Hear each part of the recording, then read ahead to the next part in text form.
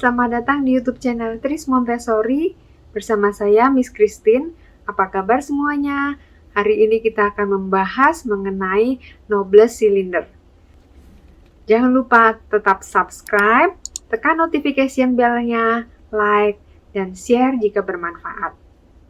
Kita akan membahas mengenai Nobles Cylinder dulu ya. Nobles Cylinder mempunyai 4 set Nobles Cylinder, masing-masing mempunyai keunikan tersendiri sehingga masing-masing akan kita presentasikan dalam beberapa hari ke depan. Jadi misalnya satu Nobles Cylinder yang berwarna kuning itu kita akan gunakan di hari ini. Kita akan menggunakan Nobles Cylinder berwarna hijau itu di hari berikutnya.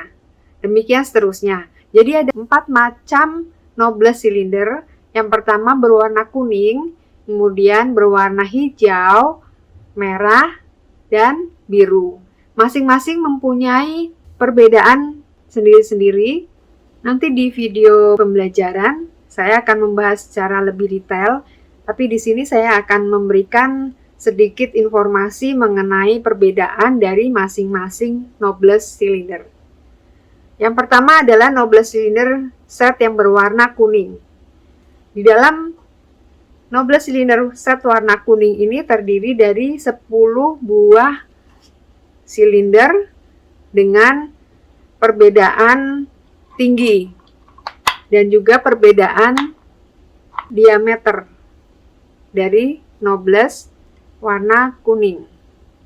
Oke, kemudian saya akan berikan contoh untuk yang warna selanjutnya.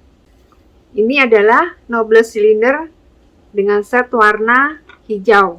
Di dalamnya juga mempunyai 10 buah silinder dengan berbeda tinggi dan diameter.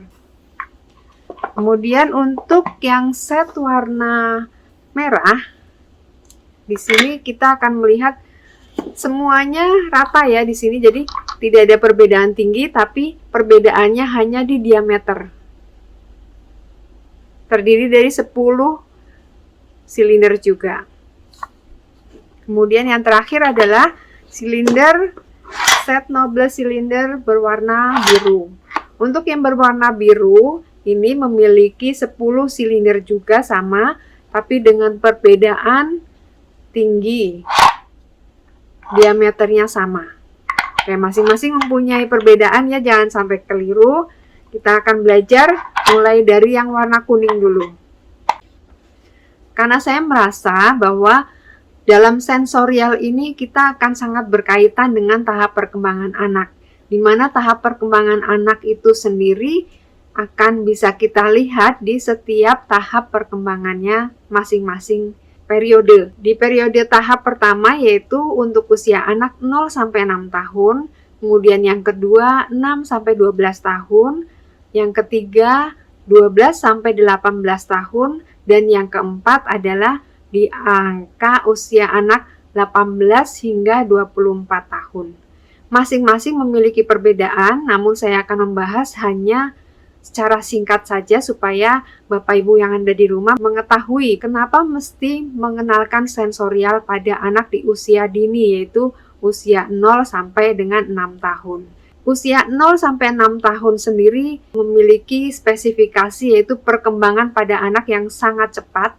Anak akan bereksplorasi melalui indranya, di mana semua indera termasuk yang berkaitan dengan sensorial yaitu indera penglihatan, pendengaran, perasa, kemudian segala sesuatu yang menggunakan tangannya yaitu bergerak terhadap lingkungannya, memegang. Itu semuanya berkaitan dengan tahap perkembangan anak di usia 0 sampai 6 tahun. Apapun yang mereka rasakan, mereka lihat, mereka dengar, itu akan menetap di dalam pikiran mereka.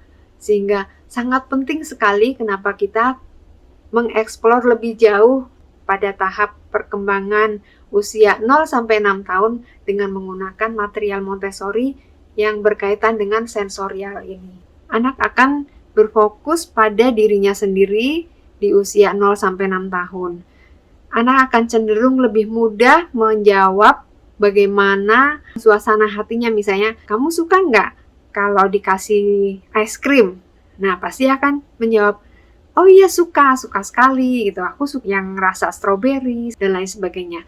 Berfokus pada dirinya sendiri. Setiap anak yang sudah menyelesaikan permainan atau menggunakan alat Montessori itu baru bisa diberikan kepada anak yang lain. Otomatis anak yang lain harus berusaha mengantri ya. Nah, karena dia egosentrisnya masih tinggi ya, sehingga di usia tersebut kita usahakan untuk selalu mengajarkan pada anak untuk bagaimana caranya bertoleransi pada sesama teman dan lingkungannya. Kemudian berfokus pada pengembangan holistik, yaitu secara fisik, bahasa, intelektual, emosi, dan secara sosial. Saya akan bahas sedikit di usia anak usia 6-12 tahun, di mana anak akan berinteraksi sosial, kemudian dia akan lebih suka berteman, kemudian dia akan bisa menentukan menetapkan suatu peraturan. Misalnya, kalau si A itu boleh, kenapa saya nggak boleh? Dia lebih kritis juga ya, dan kemudian berarti kalau aku harus meletakkan sepatuku di rak sepatu, kenapa ayah tidak? Nah, dia akan protes kalau misalnya peraturan yang sudah dibuat ternyata tidak dilakukan oleh orang di sekitarnya. Pada tahap ini, anak juga mempunyai kemampuan yang lebih besar dan dia akan mampu menyelesaikan tugas jika diberi tugas. Seperti kita di sekolah, misalnya anak di usia tersebut kan berarti udah masuk kelas 6, itu berarti kelas SD ya, SD ke atas ya. Dia akan bisa menyelesaikan tugas-tugasnya, mempunyai kemampuan untuk berpikir secara lebih abstrak dibandingkan di usia sebelumnya. Tahap usia sebelumnya dia akan lebih cenderung ke realita atau harus dalam kondisi dia memegang suatu benda yang nyata. Kemudian secara kemampuan intelektual juga menjadi lebih tinggi dibandingkan tahap sebelumnya. Pada periode ini, anak cenderung juga mempunyai keingintahuan yang lebih besar, yaitu dia akan menanyakan kenapa, bagaimana, dan kapan. Di mana usia 0-6 tahun hanya bisa memahami ya, siapa, apa, dan di mana. Anak usia 0-6 tahun itu dia masih belum tahu jika kita menggunakan kata kapan. Nah, misalnya ya, kita menjanjikan sesuatu. Minggu depan kita akan pergi ke Ancol ya. Nah, dia pasti akan menagih besoknya, besok harinya. Jadi tanpa jeda, minggu depan harusnya kan, minggu depan berarti 1 minggu 7 hari lagi ya. Tapi besok harinya dia akan bertanya, Mama, hari ini kita ke Ancol ya? Nah, perbedaannya seperti itu. Jika di usia 6-12 tahun pasti sudah mengetahui apa makna dari lusa, besok, kapan. Nah, begitu ya. Kemudian kita masuk kepada tahap ketiga, yaitu tahap di usia anak usia 12 hingga 18 tahun. Di mana di masa ini adalah masa remaja yang penuh gejolak ya untuk kaum muda ya, untuk anak-anak muda. Kemudian perubahannya akan sangat signifikan pada usia ini, yaitu perubahan mental, fisik, dan sosial.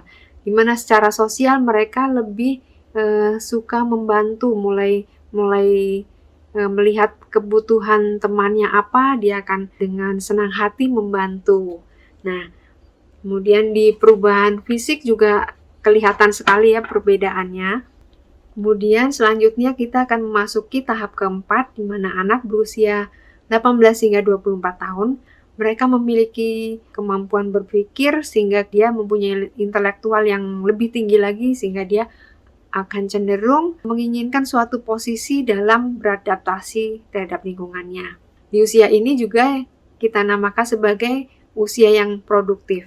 Secara sosial mereka menginginkan keterlibatan dalam kemanusiaan. Jadi dia akan menyukai suatu tantangan dalam kehidupannya. Dia juga lebih stabil ya dibandingkan usia-usia sebelumnya. Oke, berarti saya akan kembali lagi lebih menggarisbawahi di usia 0-6 tahun. di mana 0 sampai 6 tahun adalah fundamental bagi perkembangan kehidupan seorang anak. Kita akan fokus pada pembelajaran hari ini, yaitu 12 silinder berwarna kuning ya. Kita akan mulai dari tujuan pembelajarannya, yaitu untuk meningkatkan persepsi visual dan dimensi anak, kemudian untuk meningkatkan koordinasi gerakan dan kemampuan motorik halus anak. Yang terakhir adalah untuk mengajarkan perbendaharaan matematika dasar. Kontrol kesalahan yaitu secara visual. Kemudian untuk pembelajaran 12 silinder ini diperuntukkan untuk usia anak mulai dari 2,5 tahun. Ya, pembelajaran 12 silinder ini kita akan mempunyai 2 buah presentasi. 2 buah presentasi ini sebaiknya bisa dilakukan dalam 1 hari atau sesuai dengan mood anak ya. Jadi tidak boleh dipaksakan. Jika dalam 1 hari kita harus melewati break, misalnya di jam pagi setelah makan siang atau setelah snack time, itu bisa kita lanjutkan untuk presentasi yang kedua. Atau bisa juga di lain hari. Tidak masalah jika kita lihat mood anak ya atau kondisi anak. Kita akan mulai di presentasi yang pertama. Oke. Untuk presentasi yang pertama kita mulai dengan cara membawanya seperti ini ya, Dek. Kita akan membawanya ke alas kerja. 12 silinder warna kuning sudah ada di alas kerja. Sekarang Miss Christine dulu, kemudian baru adik ya.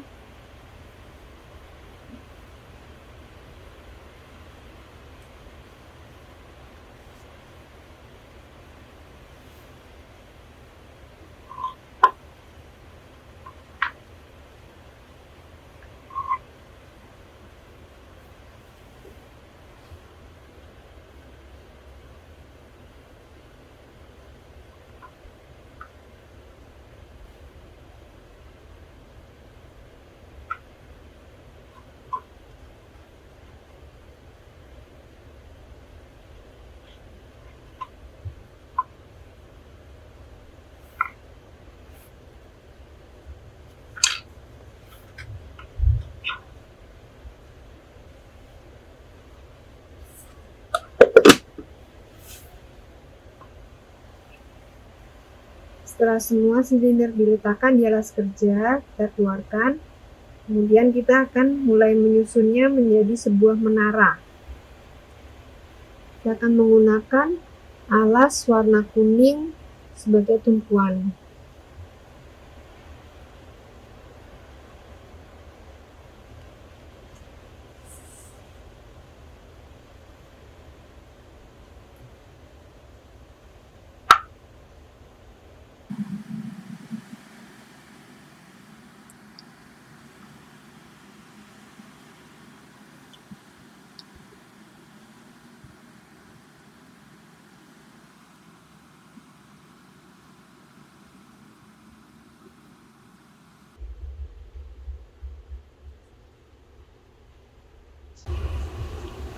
Setelah menara selesai disusun seperti ini, Miss Christine akan menyusun silinder, masing-masing silinder secara berurutan mulai dari yang kecil ke besar.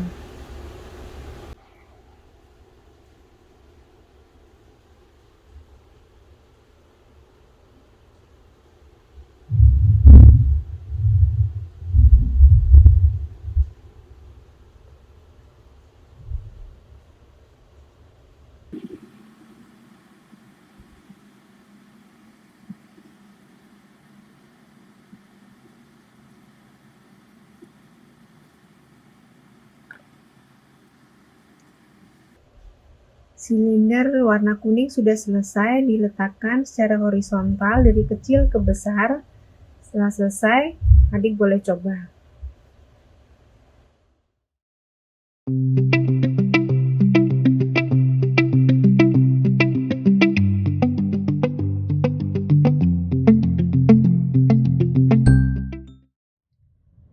Setelah selesai, kita akan mengatakan kesimpulan untuk pembelajaran hari ini. Hari ini kita sudah mencoba belajar menyusun dan meraba 12 silinder warna kuning. Jika adik mau main, silakan ambil di rak ya. Sekarang kembalikan ke tempat semula. Untuk variasi pembelajaran kita bisa menyiapkan menggunakan kartu dasar. Saya akan memperlihatkan contohnya yang seperti ini, yaitu menggunakan kartu dasar, kemudian meletakkan silinder dengan ukuran yang sama pada kartu dasar, hingga selesai. Seperti ini ya. Demikian presentasi hari ini, 15 silinder berwarna kuning. Kita sudah menyelesaikannya hari ini. Terima kasih sudah menonton. Terima kasih juga untuk yang sudah mengikuti dari awal hingga akhir video. Dan saya berharap bisa bermanfaat untuk perkembangan anak-anak yang ada di rumah ataupun di mana saja. Jangan lupa tetap subscribe, tekan notification bell-nya, like, dan share. Bye!